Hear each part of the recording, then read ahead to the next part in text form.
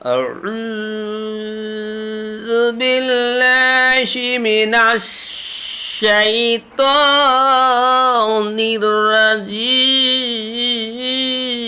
الرجيم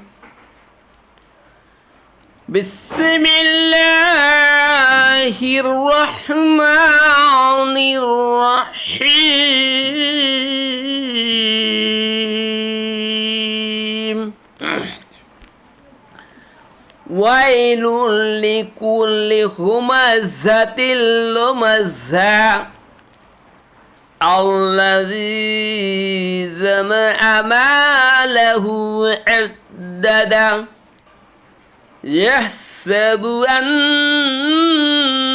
ماله أخلدا كلا لينبذن حطما وما أدراك ما الحطمة نار الله الموقدة التي تطلع على الأفئدة إنها عليهم مؤصدة في أمد ممددة صدق الله العلي العظيم وصدق رسوله النبي الكريم এরশাদ হচ্ছে আমি বিতাড়িত শয়তান থেকে পানা চাইতেছি পরম করুণাময় আল্লাহর নামে শুরু করছি ধ্বংস এবং প্রতিটি লোকের জন্য যে সামনাসামনি ধিক্কার দেয় ও পিছনে নিন্দা করে বেড়ায় যে মাল জমা করেছে ও গুনে গুনে রেখেছে সে মনে করে যে তার মাল সব সময় তার সাথেই থাকবে কখনো নয় অবশ্যই এমন জায়গায় তাকে ফেলে দেওয়া হবে যা ভেঙে টুকরো টুকরো করে রাখে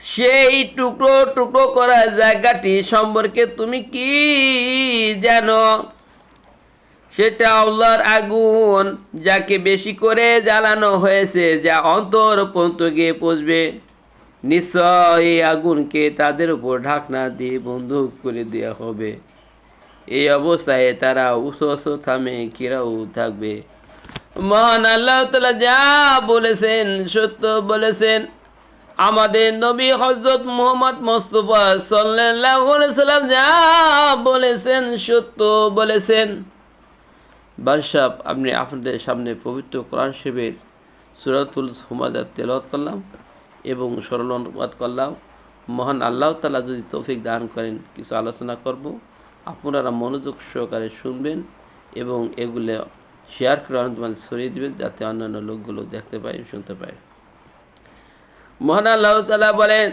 ওয়াইলুল লিকুল্লি হুমাযাতিল লুমাযা ধ্বংস এমন প্রতিটি লোকের জন্য যে সামনাসামনি ধিক্কার দেয় ও পিছনে নিন্দা করে বেড়ায় বাদশাহ এই জমিনে অসংখ্য লোক আছে যাদেরকে আল্লাহর কথা বললে কোরআনের কথা বললে পরকালের কথা বললে আখিরাতের কথা বললে তারা মস্কারি করে তারা ধিক্কার দেয় নিন্দা করে এবং ইয়ারকি ফাইলিমি করে আল্লাহ বললেন এই কাজ যারা করে তারাই ধ্বংস হয়ে যাবে বাদশাহ যখন আল্লাহর কথা বলা হয় তখন বলে এটা পুরনো কালের কিসসা কাহিনী আমরা এসব জানি মানুষ সামনাসামনিও বেজ্জতি করে আর আগে সুরেও আলোচনা করে আল্লাহর কথা আল্লাহর জমিনে মানুষের কাছে বলা যায় না আর মানুষ অধিকাংশ ক্ষেত্রেই ভুল করে এবং শিরক করে বর্তমান যুগে মানুষ কবর পূজা মাজার পূজা করে মাজারের কাছে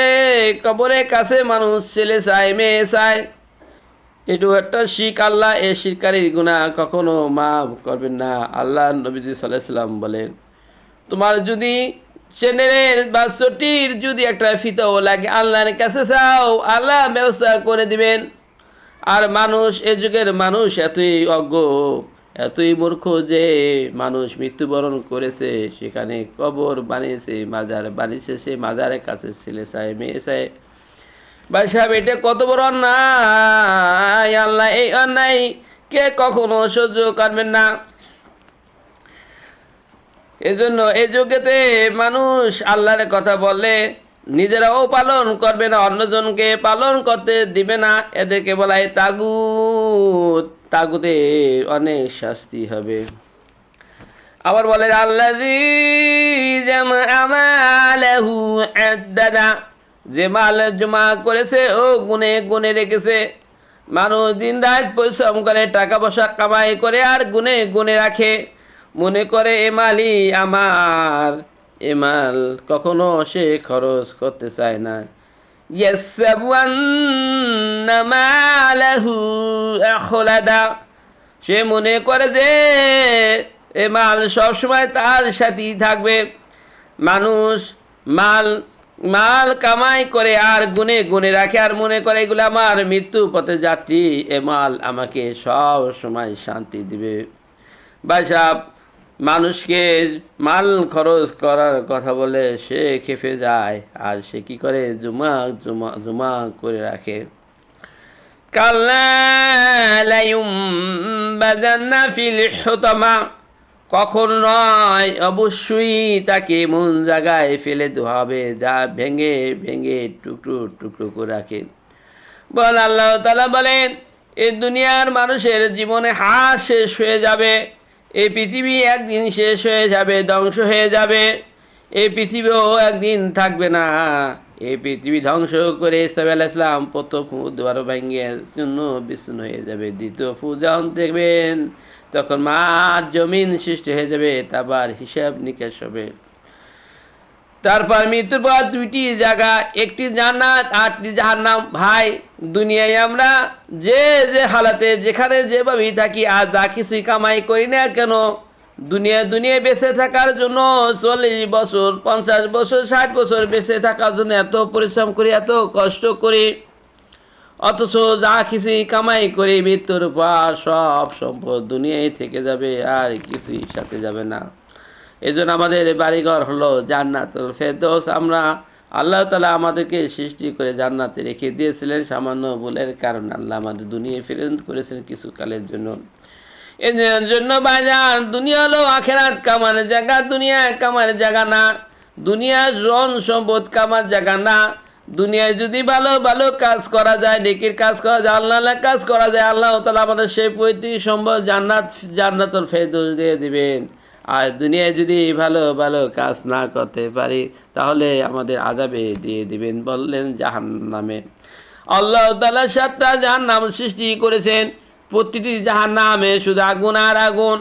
আল্লাহ এই সূরা হুমাযায় বলেছেন এমন একটি জাহান্নাম হলো হুতামা। এই হুতামা জাহান্নামে মানুষকে যখন ঢুকিয়ে দেওয়া হবে, আগুনের ফুলকি মানুষের পুরে অন্তর দিল পর্যন্ত সারকার হয়ে যাবে। এভাবে শাস্তি হতেই থাকবে, একবার পুরে শেষ হয়ে যাবে, আবার নতুন করে চামড়া গজাবে, আবার শাস্তি হতে থাকবে অনন্তকাল। এজন্য ভাই সাহেব, এ দুনিয়ায় হলো আখেরাত কামার জায়গা, দুনিয়া কামার জায়গা নয়। আমাদের সকলে উচিত আখেরাতের কামাই করা। দুনিয়ার পিছে তো ছুটাছুটি না করে আখেরাতের প্রতি যদি আমরা বেশি গুরুত্ব দেই, তাহলে আমাদের জীবন ধন্য হয়ে যাবে। নারুল্লাহিল মুকাদাতুল্লাতি তাত্তালিউ আলাল আফইদা, সেটা আল্লাহর আগুন যাকে বেশি করে জ্বালানো হয়েছে, যা অন্তর পর্যন্ত গিয়ে পৌঁছবে। মহান আল্লাহ তাআলা জাহান্নামী লোকদেরকে এমন আগুনের তেজ, যে আগুনের তেজের চলে মানুষ পুরে টুকরো টুকরো হয়ে যাবে, সরকার হয়ে যাবে। জাহান্নামের আগুনের তুলনায় দুনিয়ার আগুন হলো 70 গুণের 1 ভাগ। এর দুনিয়া আগুন যত তেজ, জাহান্নামের আগুন 70 গুণ তেজ বেশি। সে আগুন আল্লাহ পুরো মানুষকে পোড়াবেন। আর জাহান্নাম এমন একটা জায়গা, সেখানে আল্লাহর কাছে যদি বলেন আল্লাহ আমাকে একটু আসান দাও, একটু বৃষ্টি দাও, একটু আযাব কমিয়ে দাও, জাহান্নামী লোকেদেরকে যা যা বলবেন আল্লাহ কমাবেন তো নাই, বরং আরো বাড়িয়ে দিবেন। তদ্রুপ জান্নাতবাসীদেরকে জান্নাতে যখন যাবে মনে মনে বলবে, আমি যদি কত সুন্দর সুন্দর পাখি উড়ে যাবে, মনে মনে বলবে আল্লাহ ওই পাখির গোস্ত যদি খেতে পারতাম, বলার সাথে সাথে ওই পাখির গোস্ত বুনো হয়ে সামনে এসে পড়বে। মানুষ এত মজা করে খাবে, খেতে খেতে প্লেট পর্যন্ত খেয়ে ফেলবে। খাওয়ার পরে যখন ডেকচি দিবে, ডেকচি দেওয়ার পর সাথে সাথে সব হজম হয়ে যাবে। জান্নাতবাসীদের মানুষদেরকে মানুষ যা চাবে সাথে সাথে পেয়ে যাবে, আর জান্নাতবাসীদেরকে যা বলবে তা আরও আরও দ্বিগুণ আযাব বাড়িয়ে দিবেন। এজন্য আমাদের সকলের উচিত পরকাল নিয়ে চিন্তা ভাবনা করা, নিজেও করব, অন্যদেরকে করার জন্য উৎসাহিত করব। ইন্নাহা আলাইহিম মুসাদা, নিশ্চয় এই আগুনকে তাদের উপর ঢাকনা দিয়ে বন্ধ করে দেওয়া হবে। মহান আল্লাহ তাআলা বলবেন, আমি লোকদেরকে জাহান্নামে ঢুকিয়ে দেওয়ার পর ঢাকনা দিয়ে ঢেকে দিব, যাতে সেখান থেকে কোনো মানুষ বের হতে পারবে না। বাসাব দুনিয়ার জগতে মানুষ শাস্তি ভোগ করলেও একদিন শাস্তি থেকে মাপ পেয়ে যায়। আর আল্লাহ তাআলা জাহান্নামে ঢুকাবেন, জাহান্নামে ঢুকানোর পর সেখান থেকে বের হওয়ার কোনো সুযোগ নাই, ঢাকনা দিয়ে ডেকে দেওয়া হবে। মহিলারা যখন ভাত রান্না করে, ভাত রান্না করার পর ঢাকনা দিয়ে যখন ডেকে যায়, তখন আগুনে তেজে চড়ে মার যখন হতে, তখন আগুনটা ছটপট করে ঢাকনাটা উঠে দিলে একটু শান্ত হয়, আবার দিলে আবার গরম হয়ে যায়। আর আল্লাহ তাআলা এমন জাহান্নাম সৃষ্টি করবেন যার ভিতরে একবার ঢুকলে বেরোনোর কোনো সুযোগ নাই। বর্তমান যুগে বাংলাদেশে আয়নাঘর নামক একটি ঘর তৈরি করা হয়েছে, কবরের মতো। সে ঘরে অসংখ্য লোক নিয়ে রাখা হয়েছে, এবং সে ঘরে গেলে ভাই সাহেব, আমি একদিন গারদখানায় গিয়েছিলাম। গারদখানার উপরে সামনে একটি জানলার মতো ছিল, আমি বসেছিলাম, পাঁচজন লোক ছিল ভিতরে।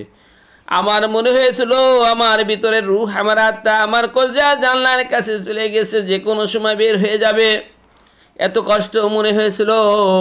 বাংলাদেশে এরকম আয়নাঘর তৈরি করে সে আয়নাঘরে মানুষ এঁকে দিয়েছে, অসংখ্য লোক সে আয়নাঘরে মৃত্যুবরণ করেছে, এবার অসংখ্য লোক সে আয়নাঘর থেকে জীবিত বের হয়েছে। তারা বলতেছে আয়নাঘরের কি বিবরণ। ভাই সাহেব, আল্লাহ চেয়েছে অনেক অনেক গুণ বেশি কষ্ট যে জাহান্নামী লোকদেরকে আল্লাহ সাজা দিবেন, সে সাজার কোনো শেষ নেই। যারা শিরক করবে, যারা কবর পূজা মাজার পূজা করবে, তাদের কোনো বের হওয়ার কোনো সুযোগ নেই। ফি আমাদিম মুমাদ্দাদা, এই অবস্থায় তারা উঁচু উঁচু দামে ঘেরাও থাকবে, আগুনে খাম্বা থাকবে, সে আগুনের খাম্বায় মানুষকে বেঁধে দেওয়া হবে, এবং সে খাম্বা থেকে কোনো মানুষ ছুটে এদিক ওদিক যেতে পারবে না। এভাবে অনন্তকাল আযাব দিতে থাকবেন। ভাই সাহেব, আমি আপনাদের সামনে পবিত্র কোরআন শরীফের সূরা হুমাযা তেলাওয়াত করে এর ব্যাখ্যা আলোচনা করলাম, যতটুকু পারলাম, যতটুকু বুঝলাম। ভাই সাহেব, আমার অনেক ভুল ত্রুটি হয়েছে, আপনাকে মাফ করে দিন। আর মহান আল্লাহ তাআলা আমাকে মাফ করে দেন, আর এর উসিলায় যেন আল্লাহ তাআলা আমাদের জান্নাতুল ফেরদৌস দান করেন। আসসালামু আলাইকুম ওয়া রাহমাতুল্লাহি ওয়া বারাকাতুহু।